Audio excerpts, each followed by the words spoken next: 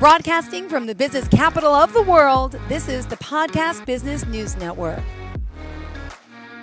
And we are back here live with author and friend Shiela Stewart joining us here today. Did you ever hear of Shiela? If not, you better Google her because she has some amazing paranormal romance novels that she's written, she's working on, and she's just full of energy and full of paranormal events and concepts. So welcome to the show. How are you? I'm doing good. Great. Would you mind introducing yourself to our listeners?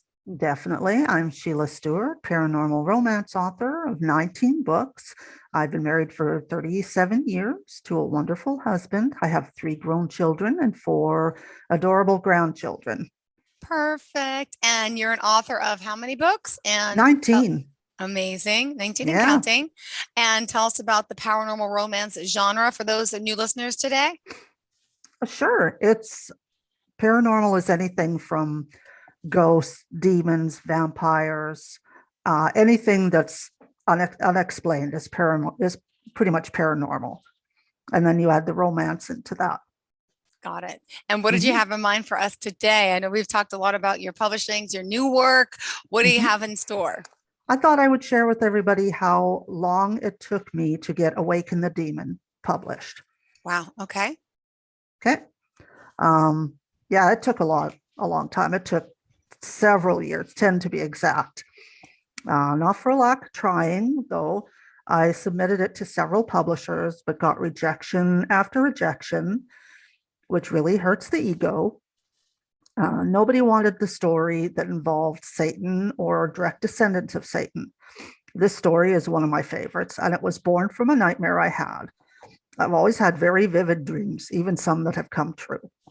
They tend to be very dark, and probably for most, they'd be very terrifying. Not for me. I create stories from them. I try to analyze them and pick out parts that I think would make a great story. This particular dream was of a demon attacking humans and one woman who was on the run. She found herself caught in a group who she thought was safe, only to find herself embroiled in a battle between good and evil. Before she could run, a gunshot rang out and she felt the searing pain slice into her. She fell to her knees, bleeding from the gunshot wound, but she didn't die. Instead, she turned into a demon and began attacking the men. When I woke up, I immediately jotted it down because it was just so powerful that it had to be done. So I jotted it down when I got up in the morning. Wow. And because my dream began in the middle, I was curious how it all began. What made this young woman run away? How did she end up with this group of men who were obviously into trouble? Why had she become a demon? I needed to find out, and in order to do that, I needed to become the woman. Missy Green was born, and she needed her story told. Thus, Awaken the Demon was born. As a fan of romance novels, I knew I wanted romance to play a big part in the story. But how do you turn a dark, terrifying dream into a romance? I put Missy through the ringer. I had her running from an abusive husband, only to find herself on a bus heading to the home of the illustrious Draco star. Originally, the version that I had written down of Draco, he was very dark. He was a brutal demon to those that disobeyed him. Everyone feared him. Not the type of hero for a romance. So I had to soften him up, but not too much. He was, after all, the grandson of Satan. I wanted him to be the personification of a demon, complete with black hair, dark eyes, and wearing only black suits. Ooh.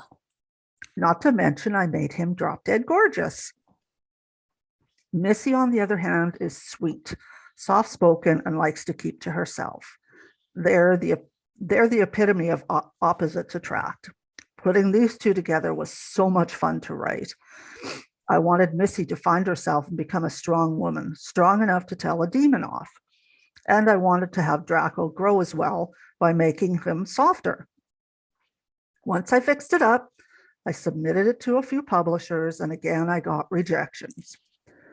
So it sat collecting dust while I wrote other stories. Mm-hmm. It just sat there, but it was always in the back of my mind.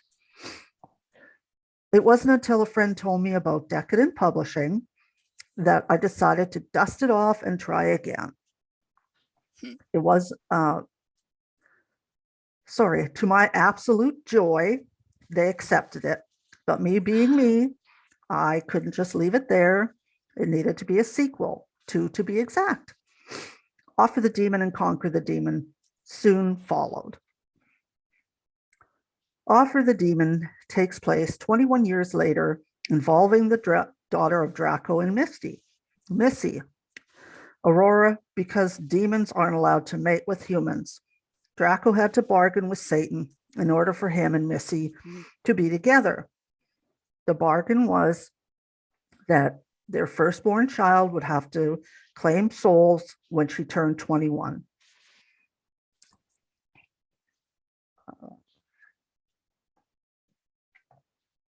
She rebelled, of course, as children do. The big one is starting a relationship with Scott Monroe, a human, which is a no-no. Her rebellion leads to having a child, Michael, which leads to Conquer the Demon. It's about their son, Michael, who thinks he is the son of Satan. He's a bad boy rocker who was gifted an incredible singing voice from Satan. His journey is a tough one when he meets Lacey, a human, and also a cop who has a son. Satan again plays a big part in this, bigger than the rest of the stories. So there you have it, the journey to awaken the demon, and Offer and Conquer the Demon became. So yeah, I like to incorporate romance into my nightmares, and I have a lot of nightmares. Each and every night to this day? I'd say a good 3 times a week. Wow. Yeah. So instead of letting them get to me, I write it down and I try to put a different spin on it, mm-hmm. which is always the romance comes into play. I think it took about 3 or 4 years after Awaken the Demon was published that I started writing Offer the Demon.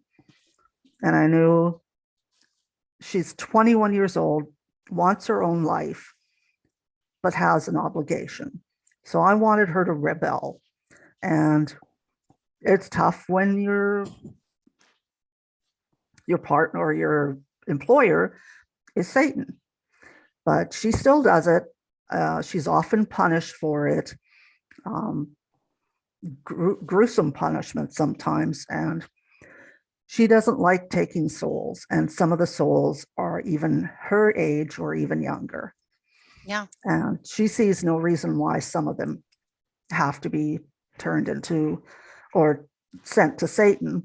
So she rebels and tells him, this young person, yeah, he robbed some banks, but he doesn't deserve to have his life end at that point. Wow. And of course, Satan said, too bad. Kill him, take his soul to hell. So she does. In the meantime, she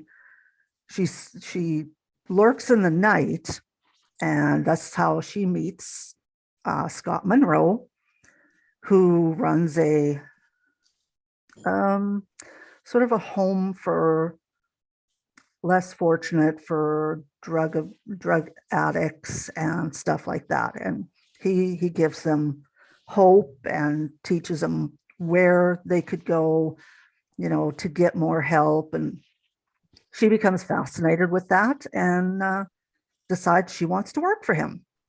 Wow. While she's collecting souls. Everybody calls her the dark mistress. I think I had to think about that one. But yeah, she lurks in the darkness, is in complete darkness, wears dark clothes, so nobody really sees who she is. And so Scott sees her one night and tries to figure out why she is taking souls. So she begins to work for him. And of course, she doesn't tell him that she's, part demon. Mm-hmm. And so they get together and produce a son, Michael. Wow. Yeah. So I thought I would share some blurbs from Offer the Demon and Awaken the Demon and Conquer the Demon. I just have to get my notes straight here. Sure. I cannot remember these off the top of my head. No, of course not. There's no way. Oh, mercy. So sorry. Take your I had them all organized.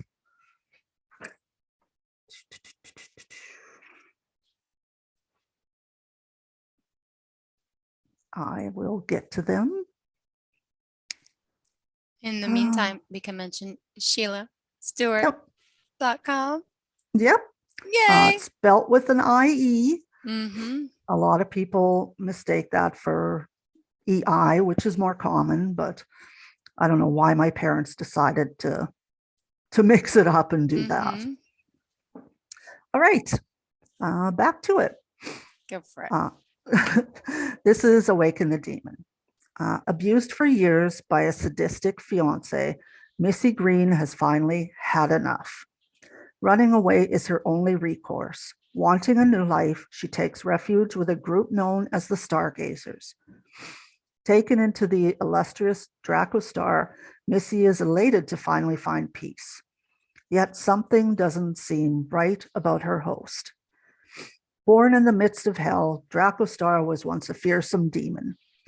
For centuries, he collected souls for Satan. Having done his time, Draco set out to start a new life. Even with more wealth than anyone could ever want, something is missing in his life: love. Missy is about to have her world turned upside down. Discovering Draco is a demon is terrifying enough, but finding out she too is a demon, and it's more than she can handle. Can Missy deal with her new life and the affection she is beginning to feel for Draco, or will her past come back to haunt her? And this is Offer the Demon. 21 years ago, a bargain was made for her existence. 21 years ago was the beginning of the end. Born to serve Satan, Aurora Star wishes she could lead a normal life. Being a demon, that's not so easy to do. By night, she takes the lives of those Satan chooses. Despite her hatred for her job, she knows she must continue, but all she wants is to live like a normal human being. Enter Scott Monroe. Tall, dark, and gorgeous, he is more than Aurora can resist. Although mating with a human is taboo, Aurora throws caution to the wind and begins seeing Scott. When Satan makes her choose between her family or the man she loves, Aurora has had enough.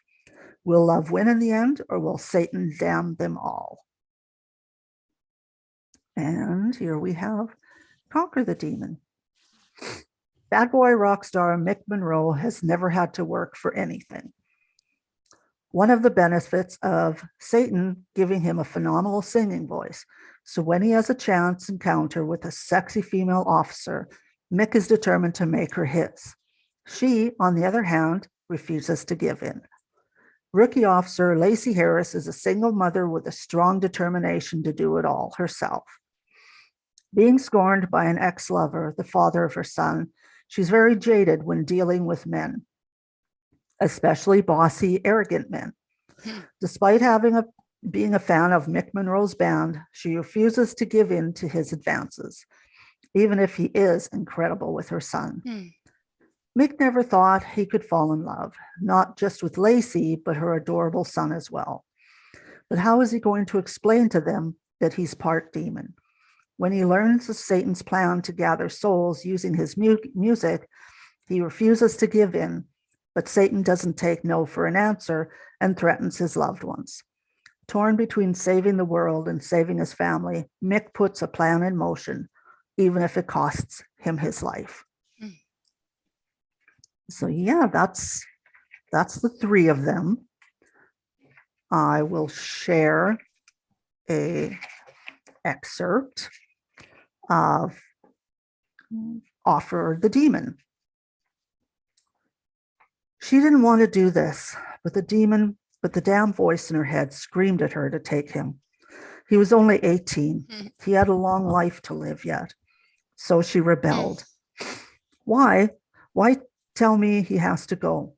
He's so young. She clutched her head when the voice grew louder and more demanding. Do it. What if I refuse to? What if I say no and walk away? She suddenly fell to her knees as the pain sliced into her. Like fire erupting in every molecule of her body, and it took more than her breath away. Clutching her head, her eyes tearing up, the pain radiated throughout her body. Gasping, clinging to the edge of sanity, she cried out, all right, I'll do it. Damn it, I'll do it. She took a huge gulp.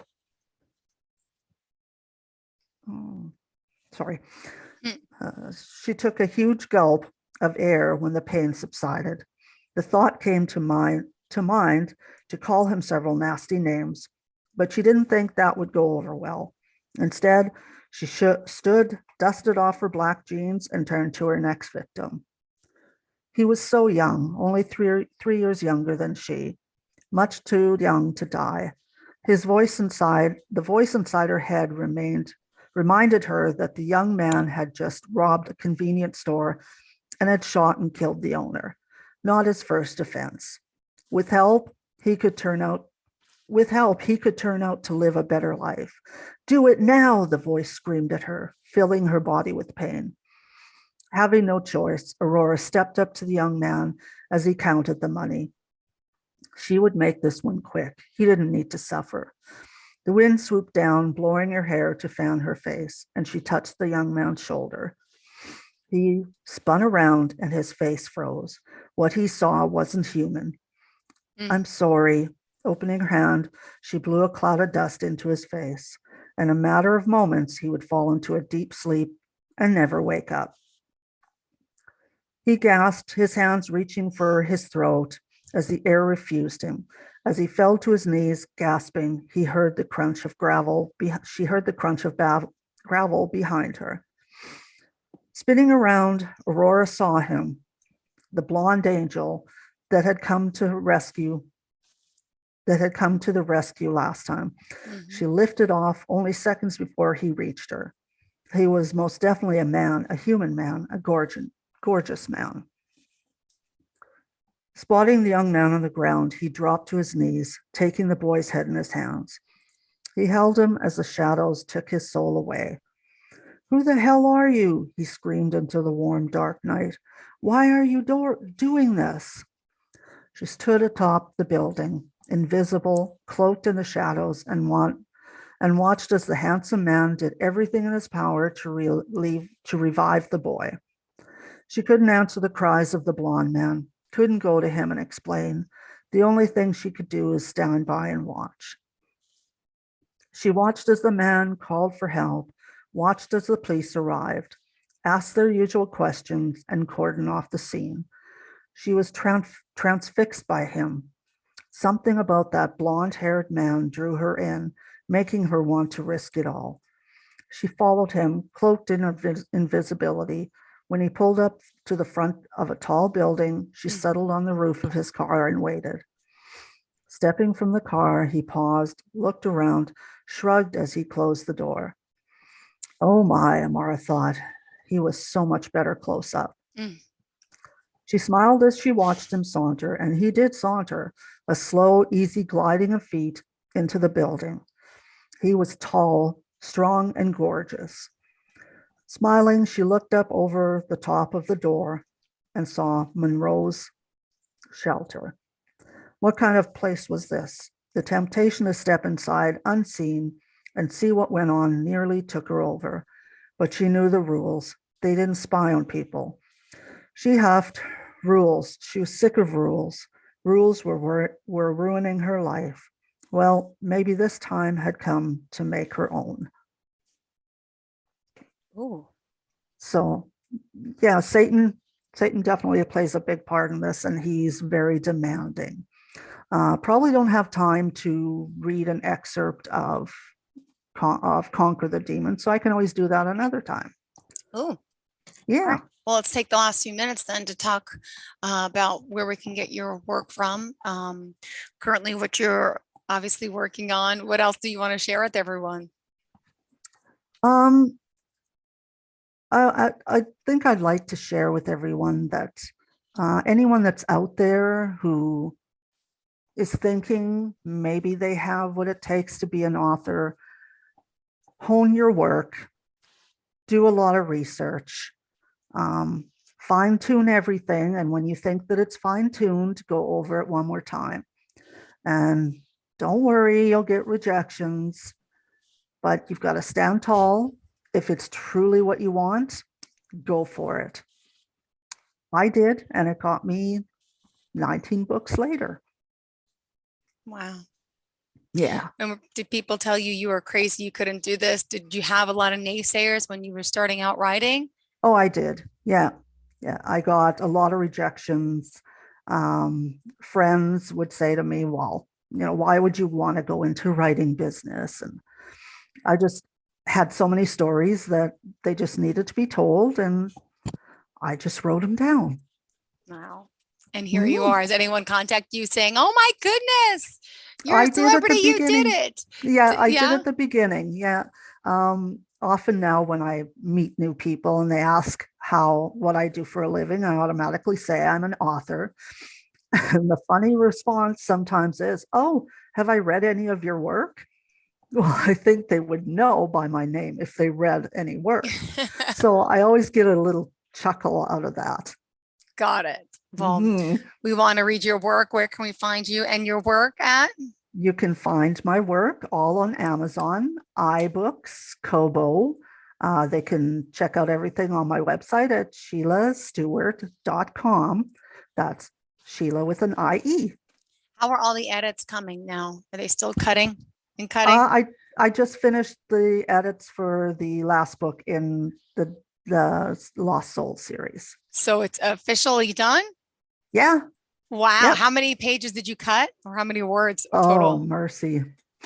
I can't even count. Like thousands? Like hundreds? How much do they make I would say a good 2 chapters. So maybe about 200 pages in total. Wow. Yeah. Well, we're looking forward to it. Thank you for joining us here again. Shiela Stewart, look for her. Go to the website. You can also order her books on Amazon. And again, ShielaStewart.com. And spell that for us one more time. ShielaStewart. Perfect. Thank you so much for being here. Looking forward to the next time we meet. Great. Bye-bye. Bye. Are you looking for even more of the podcasts and hosts that you love? The Podcast Business News Network is proud to announce that you now have even more ways to listen live. Check out the MyTuner Radio, online radio box, and Simple Radio apps on iOS and Android, or find us online. Search for Business News Network on mytuner-radio.com, or search Podcast Business News Network on streama.com and onlineradiobox.com/US. Take your podcast on the go and don't miss a minute of the action.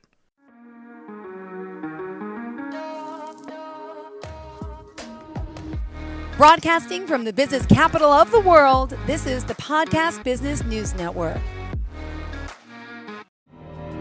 For nearly 2,000 severely injured veterans, everyday life has become filled with barriers. Day-to-day simple tasks can become pretty daunting. I have to carry my chair up 2 flights of steps or have somebody do it for me. What scares me the most is just the falling. When I'm struggling with my house, I think, to have that one great barrier just knocked down, it's crucial. Home for Our Troops is a wonderful nonprofit that builds a mortgage-free, fully adaptive, handicap-accessible house. And there's no catch. It'll be our very first home that we've ever owned. This is a game changer. This is where your life begins again. We need you to join us in completing this important mission. Please visit hfotusa.org and help build homes and rebuild lives. Because of you, everything's going to be okay.